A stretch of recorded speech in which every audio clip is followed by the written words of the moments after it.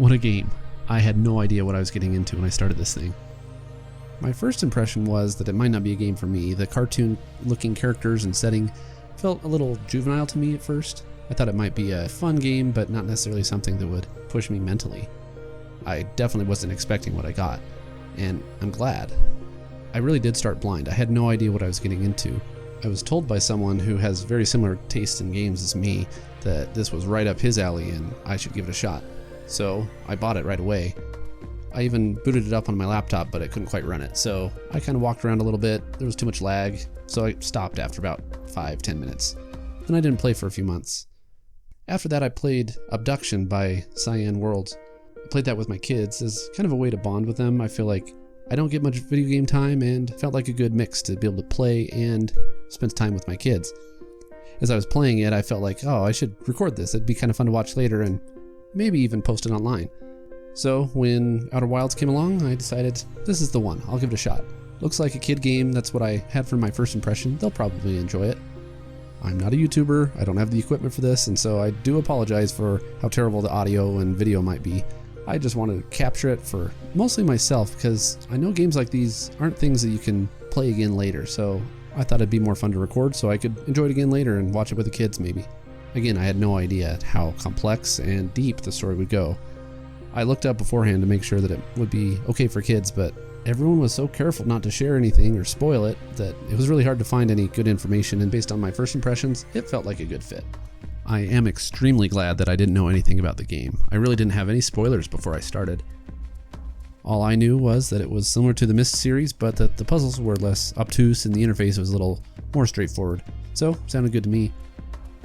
So what is Outer Wilds? It's kind of hard to explain without spoiling anything, so I'd say if you haven't played it, which I don't know why you'd be watching this review if you hadn't, play it first. It's definitely worth your time. It's a knowledge-based game, so the more you know up front, the less enjoyment you'll get later. Somehow this game captures the magic of wonder, of exploration, and wondering what's out there and learning the mysteries of the universe. I had a similar feeling when the James Webb Telescope was launched, waiting for those first few images to come in, wondering what it would find that we'd never seen before, what mysteries could it unlock. Outer space has always fascinated me, but I mean, who doesn't look at images from deep space with awe and wonder? We've only scratched the tip of the iceberg when we look out there. And somehow, Outer Wilds has captured that same feeling in a video game. Honestly, I haven't played that many games, so I don't have too much to compare it to. To me, it's a mix of Zelda, Myst, and Trap Adventure 2. And archaeology. I also love the way the game integrates physics with the experience. Either platforming, jumping over chasms, and feeling the weight as you move around with actual realistic motion and inertia. It's different. The time-based puzzles were also innovative. I couldn't believe how creative they got. And they used them in so many different ways, and yet it still took me a while to learn how to use time to my advantage. The game is all about obtaining knowledge and progressing through what you know. At first I thought there may be unlockable areas, things that I couldn't do until I had learned how to solve it, which is somewhat true, but the knowledge is more fundamental than just learning a key or a password. You have to learn how the system works and use that to your advantage to progress to the next area. There are many times that I would get to a new area and think, this is it. It's going to teach me how to unlock something new, how to make it past an area I couldn't get past before, only to find that I didn't answer all my questions. But that's the perfect setup for aha moments, which this game is packed full of. It felt like everywhere you turned there would be something amazing, something you'd never seen or thought of before. Outer Wilds has a charming way of putting friendly, happy characters in a harsh environment where anything's possible, and somehow that makes both extremes more interesting. Somehow that reminds me of The Incredibles, when Brad Bird talked about the mundane versus the fantastic. It's an interesting dynamic to see ordinary characters in extraordinary circumstances.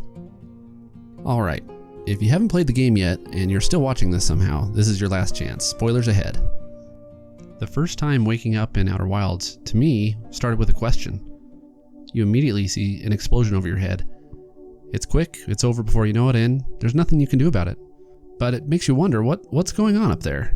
And I remember walking around the village for the first time, I felt like there was just so much going on in the sky. There were asteroids flying around, planets and moons. I felt like I didn't know where to look, so I stayed grounded.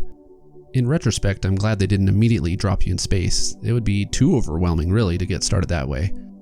But I do remember that first time through the village felt just a little slow. And that might have been my own fault. Playing with kids, not wanting to read every script and line of dialogue, made me kind of want to jumpstart and get on to the next objective. Right from the beginning, you know where you're going. Go to the observatory, get the launch codes, and take off. So I kind of bypassed quite a bit at the beginning. As I've watched other people play, I noticed that they really do soak it all in. I'm not sure what's the better path, and I like that Outer Wilds doesn't prescribe that to you. You choose where to go, it's up to you. The experience is also filled with layers, things that you don't realize are important until later. I've come to learn that just about every line of dialogue and every prop and environment is important in some way, teaching you something about the universe, teaching you how things work and what you can do. Some of the foreshadowing was so blunt and subtle at the same time that I glossed over it and didn't realize how important some of the things the characters were saying would be in the end.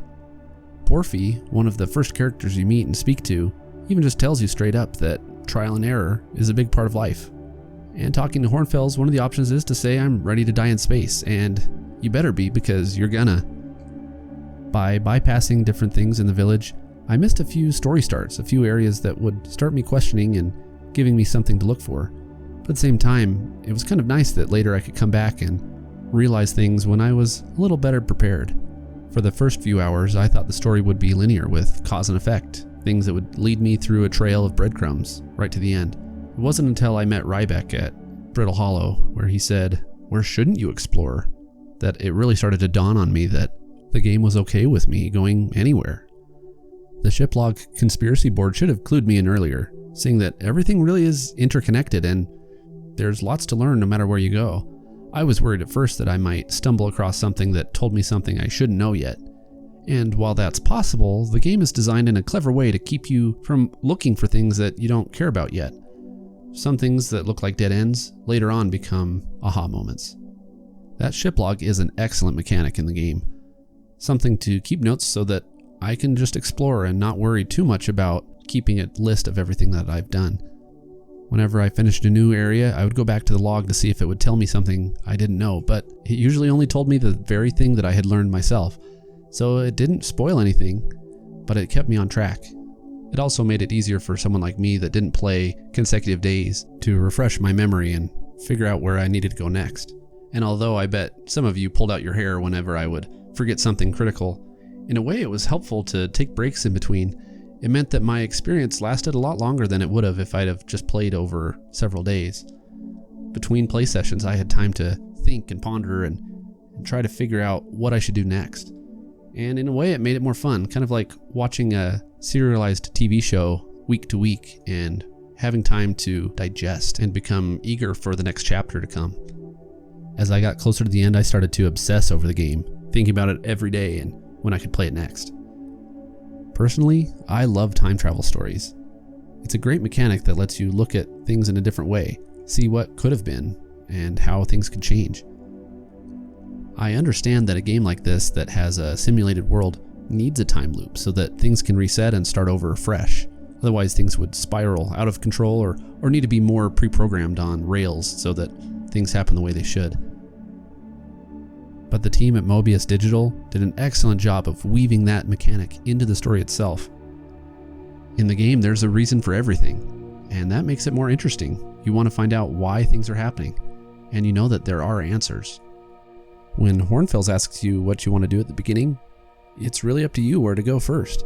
Again, I thought that there was a pre-prescribed path that I needed to follow, and I decided to start small, work my way out. So I went to the moon first. It's a good tutorial, something to warm up to, and I hope that most people start that way because it really does start you on the mystery of the eye of the universe early, but without giving too much away. One of the most memorable moments for me was that first time venturing to the Hourglass Twins. They were so close to the sun I felt like I was not going to make it. It felt dangerous. But I managed to land and take a look, and that first time that I saw the ash twin floating overhead with the column of sand falling, I had no idea what I was looking at. There was something different about this. The feeling I got as I looked up, it was mesmerizing, and it still might be one of my favorite areas of the game to fly around for fun, watching the planets orbit each other with the sun so close. It's like nothing else I've ever seen before. When I started the game, everything felt so small and miniature, but at that moment I started to feel the scale of the game for the first time. Early on, I followed the breadcrumbs to Brittle Hollow. Again, I thought it was linear, so I felt like I had to check that off the list. Falling into the black hole over and over did make me wish that I could quick save, but I appreciated that it added gravity to decisions. Even though death isn't the end, what I did mattered. I was a little worn out by the time I finally reached the Southern Observatory, but the moment I stepped in was rewarding. My heart was racing. I knew I would fall one more time. I moved on from Brittle Hollow because I felt like there was too much really to take in. I felt like there were branching paths that probably started somewhere else and I would have to come back later. Once I arrived at the Hourglass Twins though, things felt a little more straightforward. I felt like there were fewer paths to follow. I needed to get to the caves, and once I got there, sequentially go through the 4 levels. Perhaps Brittle Hollow prepared me for that, knowing that there were many paths and I might run into anything at any time. I know most people don't really like the sand mechanic, but it was predictable and I liked the sand. I'm just glad I learned early on that I could sleep by the campfire to jump in time, otherwise I think the sand might have bothered me more than it did. When it came to Giant's Deep, for the longest time I didn't realize that you could actually go through the clouds. I thought that if I were to try to land, I would land on the outer shell. That first time through the cloud layer was a trip. Something about the way the ground curved as you moved, and the fact that you couldn't land, kind of like Flappy Bird, you had to stay right in the middle. It was dangerous and epic. Timber Hearth, on the other hand, was a little underwhelming.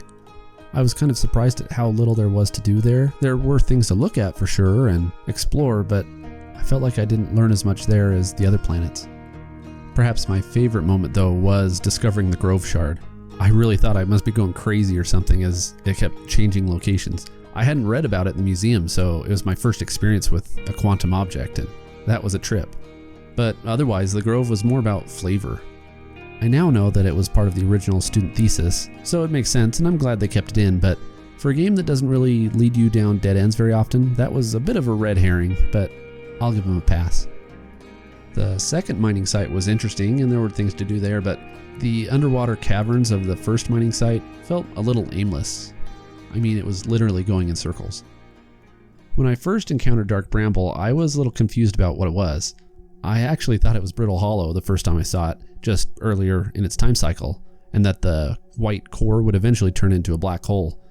It had a very similar look with fractured planet surface surrounding a wormhole in a way, but I could tell as soon as I went into the white center that it was a different planet, and that it was probably going to be a little scary, and I think the kids figured that out pretty quick too.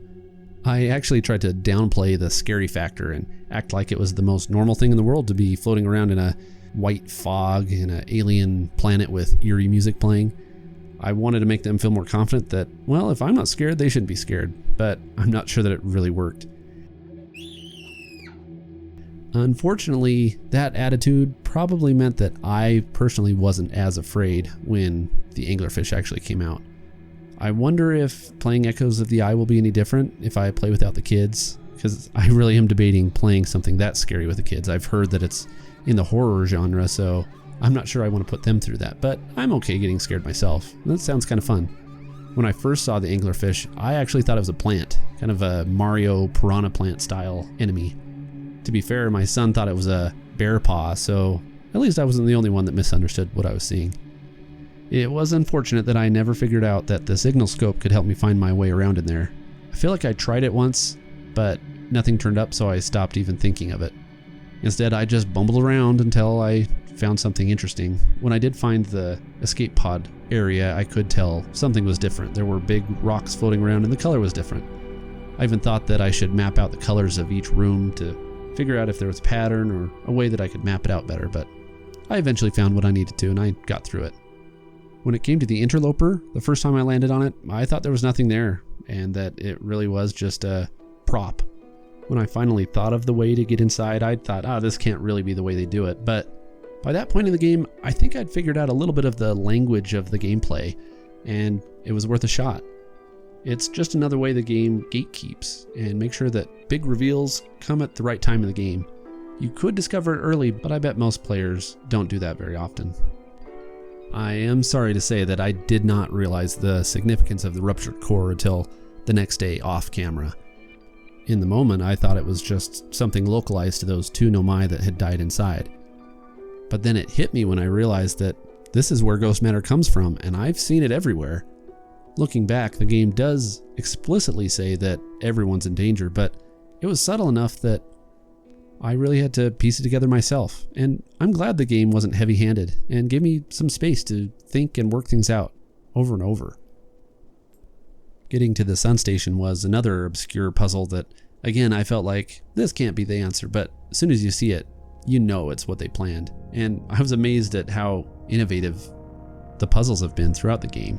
Even though they use the same mechanics, they use them in different ways that seem so obvious in retrospect, but really are creative thinking. I'm a designer by trade, and so I usually focus on designing experiences for users. I was pretty confused by what I learned at the sun station. I was still trying to piece together the timeline of events, and I don't think I really figured it out until after I finished the game, again, off camera, when I had a chance to think about everything I'd seen and put it all together. But the sun station is impressive. That feeling of jumping the gap is amazing.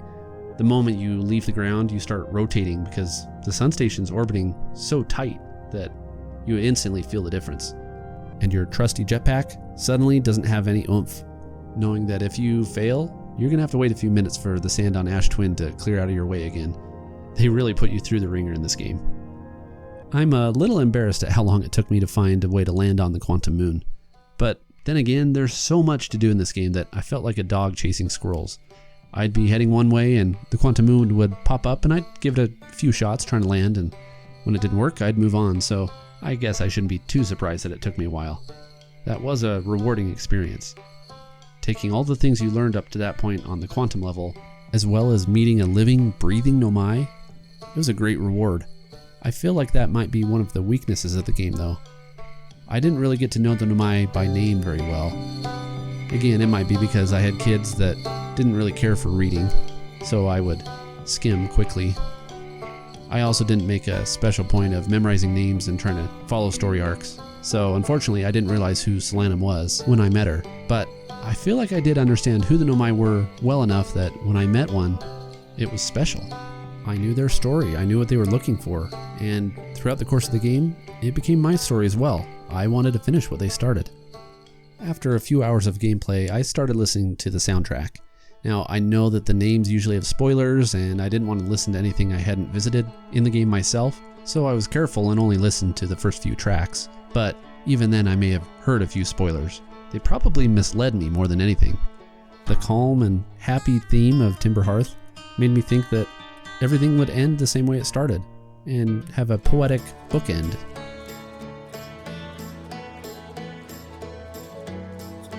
On the Spotify track of End Times, for some reason the composer Andrew Prallo decided to splice on a musical cue from the ending that sounds like something playing in reverse. I took that literally and thought that after the supernova, something would turn back the clock and make everything better. I actually thought that time might wind back 281,000 years to the time of the Nomai and I could save them from their extinction event, and that somehow I could bring them back forward with me to meet the Hearthians. I thought that right up until the end. So it was kind of devastating to see that in the end, there was nothing I could do. But it didn't feel out of place. Looking back, I realized that the whole game had been preparing me for that moment. The sub-plot line of the Quantum Moon and everything that entailed was really training me about what I would experience once I reached the eye of the universe. The scrolls you find at the School of Brittle Hollow also hint at what you might find there. The game laid the foundation for that ending, so in a way I was prepared for it, but had no idea it was coming. I have a love-hate relationship with open-ended stories.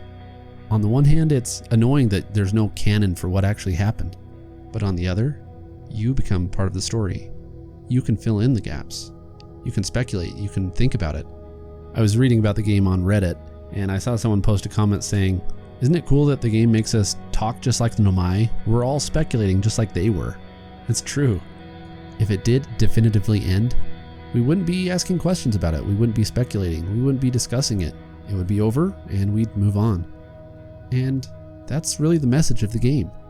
the ending really isn't the end. Now, to get meta, I personally believe that there will be a happy ending for all of us. But until then, there are bittersweet endings like this where we do have to say goodbye. I know the game's telling me that once it's over, but new things will live, and that's what's beautiful, and I can appreciate that. Overcoming grief and loss is painful, but would having a time machine and being able to go back and undo things really be better? And I do think that someday we'll all be able to look back at even the hard times and see the beauty in it. I get that same feeling with my kids. They're only this young once, and it's fleeting, it's fast. In a way, I feel a sense of loss when I look at pictures from years ago and remember the old times that are over. When I drive to work in the morning, my kids follow me on the sidewalk and stop at the edge of the property, and as I watch them get smaller, I get that same unexplainable feeling. It's bittersweet. Recording this playthrough with my kids, I only get to do it once. Now I'm only an observer, able to watch the recordings but not change anything. Seriously, Outer Wilds has changed the way I look at some things.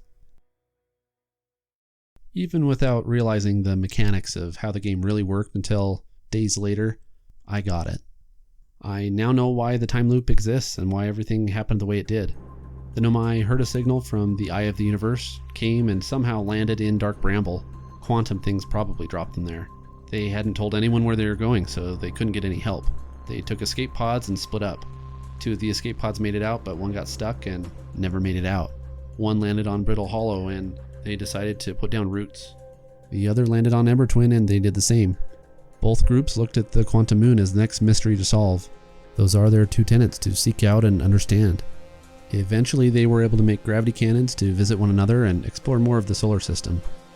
After a generation or 2, they had a choice to make. Do they follow the mission of their forefathers and continue hunting for the eye of the universe? Or do they try to get the vessel and continue their nomad lifestyle? The eye of the universe won and they put all their efforts into finding it. Trying to track the eye was impossible, but eventually they were able to land on the Quantum Moon and see the eye for themselves, although they physically couldn't get there. They knew it was in the solar system, so they decided to send out probes to find it for them. But they didn't have the materials or time to send it in every direction at once. Fortunately, by accident, they learned that they could harness time. After experimenting with what it would take, they learned that they could send something back in time if they had enough energy. Using that knowledge, they set up the Ash Twin Project, which would harness the power of the sun to send information back in time. They would launch a probe, and after 22 minutes, they would trigger a supernova to send that information back in time before the launch. The process could be repeated indefinitely, and when they found the eye, they could stop it at will. But then they ran into a problem. They couldn't get the sun to supernova. Just then, they noticed the interloper approaching the solar system and decided to explore it, only to find that as it approached the sun and was heating up, its deadly, volatile core was starting to expand. Before they had a chance to prepare, it ruptured and killed all Nomai in the whole system. And that's where their story ends. 281,000 years later, I come along as a member of the Harthian race who's just started to explore the solar system and see what the Nomai have left behind. What we don't realize is our sun is old and at the end of its natural life. After a brief and rapid expansion, it supernovas, powering the Nomai technology that's been left behind for thousands of years. This kicks on the Ash Twin Project, which sends a message back in time 22 minutes to start the first probe launch. On that fateful day, I happen to awake the moment the probe is launched, not knowing that over 9 million have already been launched. But for this particular 22-minute interval, the probe finds it, and suddenly the memory statues that the Nomai built are activated, and I happen to pass one at the right moment. Now I'm stuck in the loop until I can find a way to end it. By the time I do, I realize I have a terrible choice. By ending the Ash Twin Project, I'm sealing our fate. There's no way to stop the supernova. But what I can do is take the core from the Ash Twin Project and use it to power the vessel to continue the Nomai's mission to find the eye of the universe. Choosing to end the loop, I'm helpless to save my friends. As the last remaining Harthian and as the only person left to carry on the mission of the Nomai, I become an observer and see what the eye has to offer. I won't even try to explain what happens after that. I have my own theories, and I'm sure you do too. But there's something special about that moment that you really have to experience everything leading up to it to understand. After finishing the game, I couldn't help myself. I had to see what other people did. So I've actually watched a number of playthroughs to see what choices people made, how it was different, and what they thought of it. Each time I've seen the ending, it's meant more and more to me. Seriously, I tear up at the end now. The soft piano over the credits, the guitar, the cello, it's perfect.